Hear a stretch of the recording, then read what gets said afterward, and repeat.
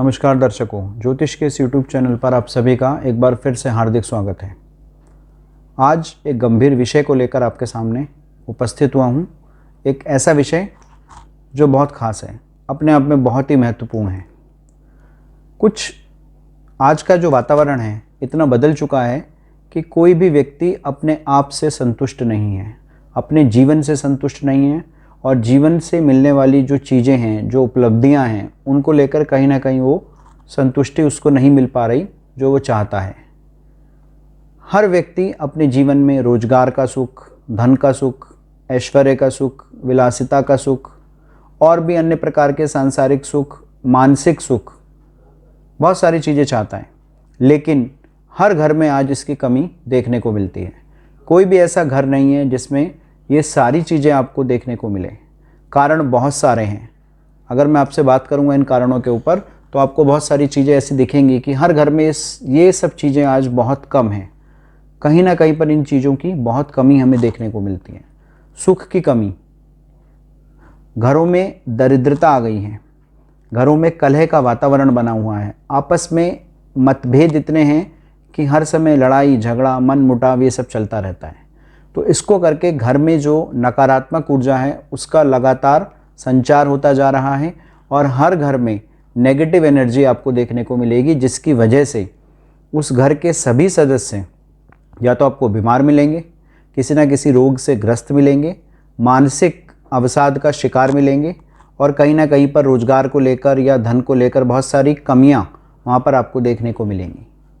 तो क्या ऐसी कुछ चीज़ें हैं जिनको रखकर या जिनको लाकर हम घर में सुख शांति और समृद्धि को वापस ला सकते हैं? जी हाँ, आज इस विषय पर मैं आपसे बहुत विस्तार से चर्चा करूंगा।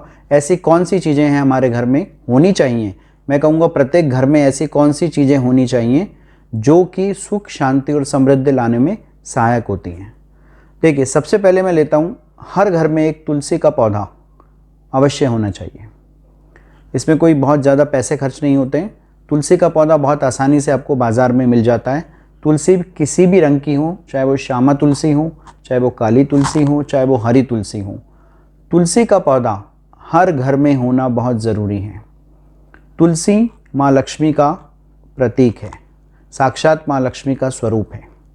जिस घर में तुलसी का पौधा पनपता है उस घर में दरिद्रता का वास नहीं होता। उस घर में हमेशा सुख शांति समृद्धि और वैभव बना रहता है। उस घर के लोगों को जल्दी से कोई लंबी बीमारी नहीं घेरती है। तो तुलसी का पौधा हर घर में होना बहुत ज़रूरी है। हालांकि इस समय जो मौसम चल रहा है सर्दी का, इसमें तुलसी का पौधा धीरे धीरे झड़ने लगता है। तो मैं इस मौसम में तो मैं आपको नहीं कहूँगा, लेकिन मार्च के बाद आप देखेंगे तो तुलसी लगाने का जो मौसम है वो आने लगता है और मार्च के बाद अगर आप तुलसी का पौधा घर में लगाते हैं तो बहुत अच्छा रहेगा हर घर के लिए। मैं ये सजेशन हर घर के लिए दे रहा हूँ। हर घर में तुलसी का पौधा होना बहुत ज़रूरी है। तुलसी की नियमित रूप से पूजा होनी बहुत ज़रूरी है। जिस घर में तुलसी के पौधे की पूजा होती है उस घर में साक्षात नारायण का वास होता है, साक्षात माँ लक्ष्मी का वास होता है। तो मुझे लगता है कि हर घर में तुलसी का पौधा लगना चाहिए। हाँ, अगर तुलसी का पौधा लगने के बाद वो पौधा नहीं ठहर रहा है या बार बार झड़ रहा है तो आपको दोबारा लगाना चाहिए। फिर भी नहीं लग रहा है तो तीसरी बार फिर ट्राई करना चाहिए, चौथी बार फिर ट्राई करना चाहिए, करते रहना चाहिए जब तक वो तुलसी का पौधा आपके घर में रुक ना जाए। क्योंकि जिस दिन वो तुलसी का पौधा आपके घर में रुक गया उसके बाद से आपकी बहुत सारी जीवन की समस्याएं दूर होनी शुरू हो जाती हैं। हम हज़ारों रुपए लाखों रुपए डॉक्टरों के पास या हॉस्पिटल में बीमारियों पर खर्च करते हैं, लेकिन तुलसी का पौधा एक ऐसा पौधा है जो एक एंटीसेप्टिक का काम करता है, एंटीबायोटिक का काम करता है, एंटीबैक्टीरियल एक पौधा है और कहीं ना कहीं पर बहुत सारी बीमारियों की एक दवा भी है। तो तुलसी के पौधे को हर घर में हमें लगाना चाहिए। तुलसी का पौधा बहुत आवश्यक है। साक्षात माँ लक्ष्मी और साक्षात नारायण का स्वरूप है। इससे घर में पॉजिटिव एनर्जी का संचार होता है, नेगेटिव एनर्जी हमसे कोसों दूर जाने लगती है।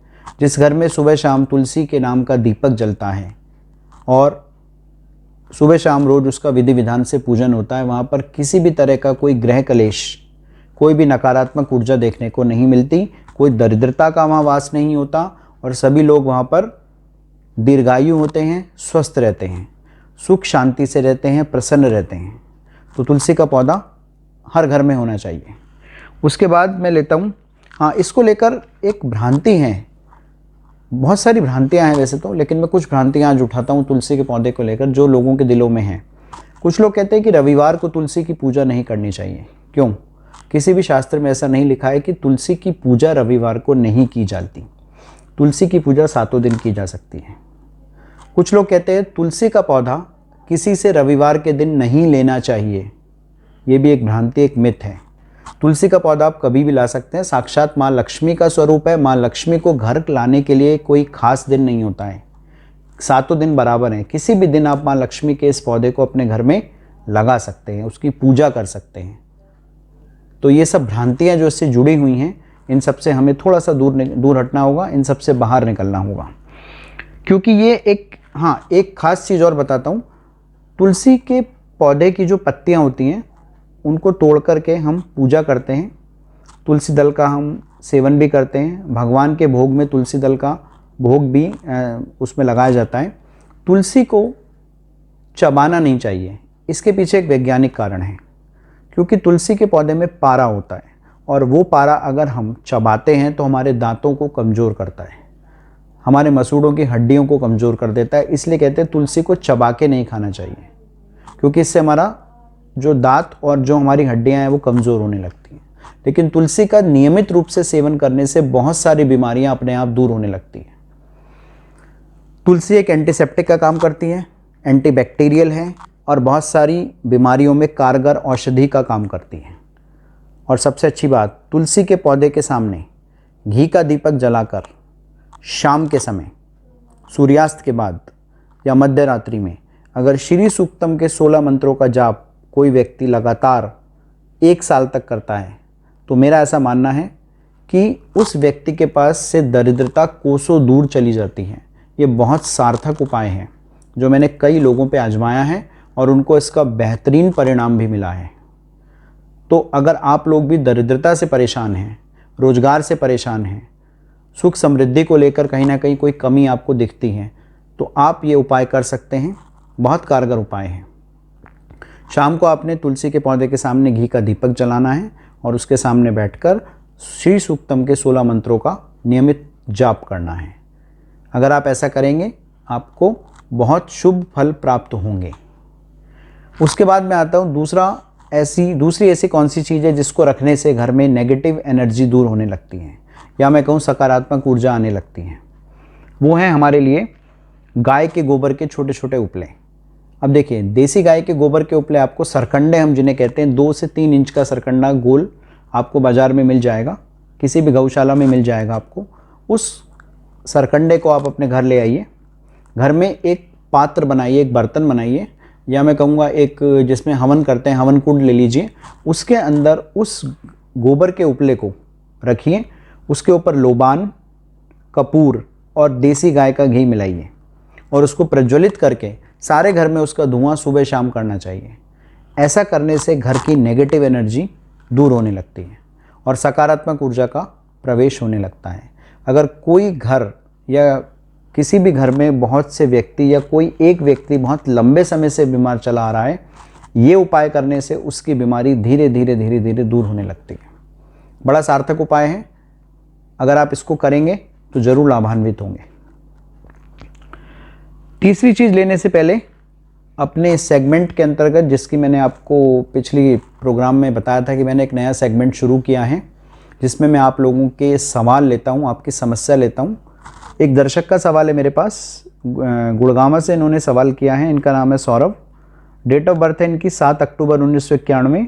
समय है दोपहर के 3:35। जन्म स्थान है नारनौल, हरियाणा। देखिए, इनका सवाल है कि मेरा आगे का जीवन कैसा रहेगा। अभी मैं अपने जीवन से संतुष्ट नहीं हूँ, अपने करियर को लेकर बहुत संतुष्ट नहीं हूँ और मुझे किसी ने कहा है कि अभी वाहन चलाना मेरे लिए थोड़ा खतरनाक है। आगे के जीवन कैसा रहेगा। अभी मैं एक छोटी सी नौकरी करता हूँ, लेकिन वो नौकरी भी मेरी कुछ दिनों में हट जाएगी, तो आगे मुझे क्या करना चाहिए, ये इनका सवाल है। देखो सौरभ, आपकी कुंडली मकर लगन की है और आपकी चंद्र राशि कन्या है। लगन में ही शनि स्वराशि के विराजमान हैं। 12वें घर में राहु, छठे घर में केतु, अष्टम भाव में शुक्र और बृहस्पति की जो युति है वो बनी हुई है, और नवम भाव में मंगल, बुध, सूर्य और चंद्रमा, ये 4 ग्रह एक साथ बैठे हैं। कुंडली अच्छी है, शश नाम का महापुरुष योग बना हुआ है। 2-3 चीज़ें आपको बताना चाहूँगा। सबसे पहले तो आपको जिसने कहा है कि आप ड्राइविंग ना करें, सही कह रहे हैं, क्योंकि अभी आपकी जो दशा चल रही है वो एक्सीडेंटल, कुछ ऐसी चीज़ें मुझे दिख रही हैं इसमें कि एक्सीडेंट होने के योग बनते हैं, ऐसा लग रहा है मुझे। तो आपको अभी कम से कम मेरे हिसाब से 2-2.5 साल का समय बहुत ध्यान से गुजारना होगा, जब तक राहु की दशा खत्म नहीं होगी, क्योंकि राहु 12वें घर में एक्सीडेंट के योग बनाता है। तो अगर आप असावधानी से गाड़ी चलाएंगे तो ज़रूर एक्सीडेंट होगा। तो मेरा आपको सजेशन है कि आप थोड़ा सा ट्रैवलिंग से परहेज करें, ट्रैवलिंग अभी ना करें, गाड़ी ना चलाएं। गंदी संगत से दूर रहें, क्योंकि ऐसे लोग गंदी संगति का शिकार बहुत जल्दी होते हैं, क्योंकि राहु 12वें घर में बैठा है। किसी भी नशे का सेवन ना करें। अगर आप नशे का सेवन करते हैं, क्योंकि 12वें घर का राहु नशे का सेवन कराता है, नशे की लत डालता है, आप इससे दूर रहें, नहीं तो आप कभी भी जीवन में तरक्की नहीं कर पाएंगे। 2 चीज़ें और बताना चाहूँगा। आने वाली दशा और आने वाला समय आपका बहुत अच्छा है। जब गुरु की महादशा शुरू होगी, ये महादशा आपके ऊपर 2023 दिसंबर से शुरू होने वाली है, तो इसके लिए आप अभी से तैयारी कीजिए। आप कोई व्यापार शुरू कीजिए, कपड़े का, कॉस्मेटिक्स का, इस तरह का कोई भी रिटेल का काम आप कर सकते हैं, या कोई फूड प्रोडक्ट्स का काम भी कर सकते हैं, और इसमें आपको बहुत जल्दी सफलता मिल जाएगी। ठीक है। आपके इष्ट देव माँ लक्ष्मी हैं। माँ लक्ष्मी का नियमित रूप से पूजन करें। तुलसी के पौधे के आगे घी का दिया जलाकर श्री सूक्त के 16 मंत्रों का जाप करें। आपकी जीवन की हर समस्या का समाधान होगा। गलत संगति से दूर रहेंगे, नशे की लत से दूर रहेंगे, ट्रैवलिंग को अवॉइड करेंगे। अगर आप इन सब बातों को ध्यान रखेंगे तो आने वाला जीवन बहुत अच्छा है। चलिए आगे तीसरी चीज़ मैं आपको बताना चाहूँगा, घर का पूजा स्थान। घर का पूजा स्थान पूर्व या उत्तर दिशा में भगवान का स्थान हमें हमेशा बनाना चाहिए। हमारा घर चाहे छोटा हो या बड़ा हो, पूर्व से लेकर उत्तर की दिशा के बीच में जो दीवार होती है उसके ऊपर आप घर का पूजा स्थान निर्मित कर सकते हैं, पूजा स्थान की स्थापना कर सकते हैं।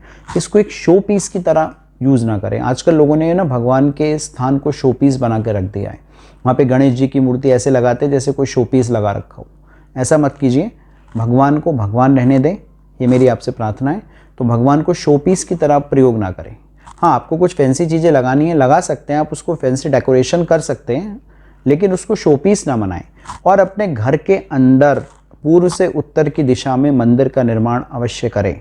वहाँ पर रोज़ सुबह शाम घी का दिया जलाएं, पूजा पाठ करें, और हो सके तो दोनों समय आप जो भी घर में आपके यहाँ पे खाना बनता है उसका भोग भगवान को लगाएं।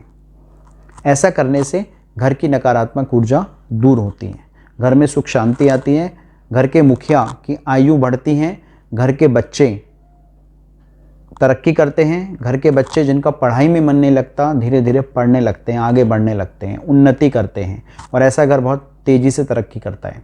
जिस घर में ये सारे कार्य होंगे, तुलसी का पौधा भी होगा, गाय के गोबर का उपला बनाकर वहाँ पर धुआं दिया जाएगा जैसा मैंने आपको बताया, और वहाँ पर पूजा स्थान भी होगा, और भी मैं भी और बहुत सारी चीज़ें आपको बताऊंगा। अगर ये सब चीज़ें उस घर में हैं तो वो घर कभी भी सुख शांति और समृद्धि के मामले में पीछे नहीं रहेगा। इसके बाद मैं लेता हूँ श्री सूक्तम या गीता की एक किताब, गीता, इसको हम भगवत गीता कहते हैं। भगवत गीता हर घर में होनी चाहिए। श्री सूक्तम की किताब हर घर में होनी चाहिए। श्री सूक्त के 16 मंत्रों का जाप प्रत्येक व्यक्ति जो किसी भी रोजगार में लगा हुआ है उसको अवश्य करना चाहिए। ऐसा करने से उसको रोजगार में तरक्की मिलती है। ये बहुत सार्थक उपाय हैं। जो लोग नहीं करते वो पीछे रहते हैं। आप ये उपाय करके देखिए, लाभ मिलेगा। उसके बाद एक और चीज़ बताता हूँ, सर्पगंध की जड़। ये आपको बाज़ार में आसानी से किसी भी डिपार्टमेंटल स्टोर पे या पंसारी की दुकान पे मिल जाएगी। इस सर्पगंध की जड़ को सफ़ेद धागे में बांधकर घर की दीवारों के कोने के ऊपर लटका दीजिए, और आप लटकाएंगे ऐसे कि वो आपस में टकराए ना। जब हवा चलती है तो वो जो है दीवार से ना टकराए। आपको इस तरह सर्पगंध की जड़ को वहाँ पर लटका के छोड़ देना है।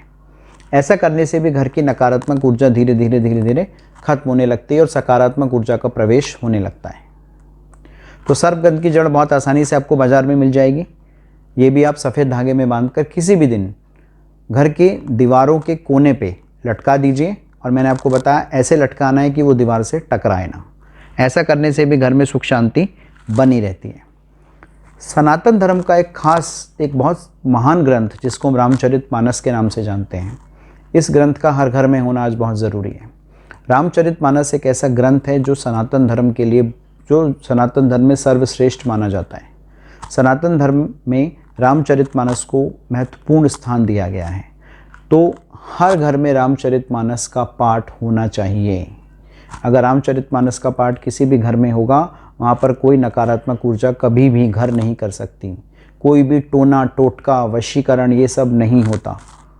और राम दरबार के चित्र की स्थापना हर घर में होनी चाहिए। राम दरबार का चित्र आपको अपने घर में अवश्य लगाना चाहिए। ऐसा करने से आपके बहुत सारे कष्ट दूर होने लगते हैं। जीवन में आने वाली जो व्याधियां हैं, जो बहुत सारे समस्याएं हैं, वो धीरे धीरे दूर होने लगती हैं। तो ऐसा करने से ये सारी चीज़ें जो मैंने आपको बताई हैं, ये हर घर में आज होनी बहुत ज़रूरी है। इनके होने से हमारे जीवन में सुख शांति समृद्धि ऐश्वर्य ये सब बना रहता है। धन की कमी नहीं होती, रोगों का नाश होता है, दीर्घायु होते हैं, बच्चों का पढ़ाई में मन लगता है, बच्चे उन्नति करते हैं, बच्चों को रोजगार में सफलता मिलती है, घर के मुखिया की आयु लंबी होती है और घर के मुखिया को भी रोजगार में सफलता मिलती है और दरिद्रता कोसों दूर चली जाती है। तो ये बहुत छोटे छोटे से उपाय हैं जिनको करके हम काफ़ी हद तक हम अपनी समस्याओं से छुटकारा पा सकते हैं। तो ये मैंने आज आपको बहुत डिटेल में 5-6 चीज़ें बताई हैं। अगर इनको हम आसानी से अपने घर में ला सकते हैं, और मेरा ऐसा मानना है कि हर घर में इन चीज़ों का होना आज के समय में बहुत ज़रूरी है, क्योंकि ये चीज़ें इतनी सार्थक है कि इनको हम घर में लाकर अपने घर की नेगेटिव एनर्जी को दूर भगा सकते हैं। आज हर घर में कहीं ना कहीं पर झगड़े कलह कलेश का वातावरण बना हुआ है, जिसकी वजह से नकारात्मक ऊर्जा बहुत ज़्यादा घर करने लगी है। तो अगर हमें नकारात्मक ऊर्जा को दूर करना है तो इन सब चीज़ों का प्रयोग हमें करना होगा। ये सब चीज़ें जो मैंने आपको बताई हैं, आप इन उपायों को अपना सकते हैं और लाभान्वित हो सकते हैं। ये सब सार्थक उपाय हैं। जितनी जानकारी मुझे है उसके आधार पर, जितनी कुंडलियाँ मैं देखता हूँ उनके आधार पर, या जितना मुझे अनुभव है उनके आधार पर मैं आपके सामने ये सब एनालिसिस लेकर प्रोग्राम बनाता हूँ और आपके सामने रखता हूँ। जो भी उपाय मैं आपको बतलाता हूँ, ये उपाय सार्थक उपाय होते हैं जो लोगों ने किए हैं और जिनसे लोग लाभान्वित हो चुके हैं। तो आप भी इन उपायों को कर लाभ प्राप्त कर सकते हैं। आज के लिए इतना ही। अगर आपने अभी तक मेरे चैनल को सब्सक्राइब नहीं किया है तो प्लीज़ मेरे चैनल को सब्सक्राइब करें, मेरे प्रोग्राम को लाइक करें, शेयर करें, बेल आइकन का बटन दबाएं जिससे आने वाली वीडियोस आपको समय समय पर मिलती रहें। कमेंट बॉक्स में अगर आप मुझसे कुछ पूछना चाहते हैं तो अपना date of birth, time of birth, place of birth और अपना सवाल लिख कर छोड़ सकते हैं। कोशिश करूंगा आने वाले प्रोग्राम में आपका सवाल का जवाब देने की। जो भी संभव से संभव सहायता होगी वो मैं आपकी अवश्य करूंगा। तो मिलते हैं अगले प्रोग्राम में जल्दी एक नए विषय को लेकर। तब तक के लिए दीजिए अनुमति। नमस्कार।